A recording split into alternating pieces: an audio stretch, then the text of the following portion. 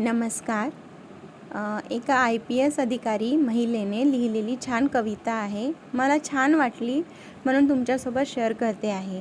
आवडली असल्यास नक्की लाईक कराल हं आणि जास्तीत जास्त शेअर कराल. नवरा बिचारा काय म्हणतो, किमान ऐकून घ्या.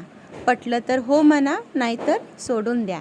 साध्या क्षुल्लक कारणावरून वाद घालू नका. घरातल्या मोठ्या माणसांना चरचर बोलू नका. काय उपयोग आहे तुझ्या उच्च शिक्षित असण्याचा? मुळीच गर्व करू नकोस थोडं बरं दिसण्याचा.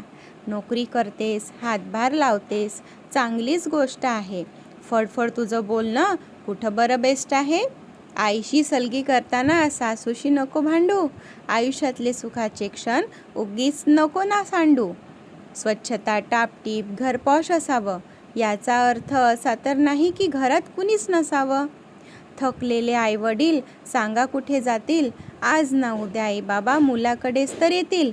खरं सांग, या मुद्द्यावर भांडण व्हायलाच पाहिजे का? म्हातारपणी त्यांनी काय आश्रमात जायला पाहिजे काय? अशिक्षित आहे, साधे आहेत, मान्य आहे मला. याचा अर्थ असा नाही की घालून पाडून बोला. आई वडिलांचं दिसणं नाही असणं महत्त्वाचं असतं. म्हातारी माणसं असतील तर घर कसं शोभून दिसतं. आई वडील घरात असणं हा इंटेरियरचाच भाग आहे. समजू नकोस सुरकुतला चेहरा पॉश घराला दाग आहे. खर्च होतो होऊ दे. आशीर्वाद मिळेल. तू म्हातारी झाल्यावर तुला सारं काही कळेल. शिकली सवरली मुलगी तू, यावरून काडीमोड व्हावेत. लाखोचं पॅकेज असलं तरी मार्क शून्य द्यावेत. तुझ्या आईवडिलांचा मी आदर करतो. पाहतीस ना तू चालताना, त्यांचाही हात धरतो. थकलेल्या देहासोबत आपलं तुपलं करू नको. माणसांना दूर फेकून वस्तूंनी घर मात्र भरू नको. म्हाताऱ्यांना काही नको, फक्त गोड बोला. म्हण तू सासूबाई जरा वालाच्या शेंगा सोला. मुलींनो समजून घ्या, नवरा काय म्हणतो. माया प्रेम आपुलकीनेच घराचा स्वर्ग बनतो.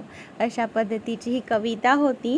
मला माझ्या ग्रुपवर आलेली होती. मला छान वाटली म्हणून तुमच्यासोबत जरा थोडंसं बोलून बघावं, सांगून बघावं म्हणून शेअर करते आहे. आवडल्यास नक्की लाईक करा आणि जास्तीत जास्त शेअर करा. असेच व्हिडिओजकरिता चॅनलला सबस्क्राईब करा. धन्यवाद.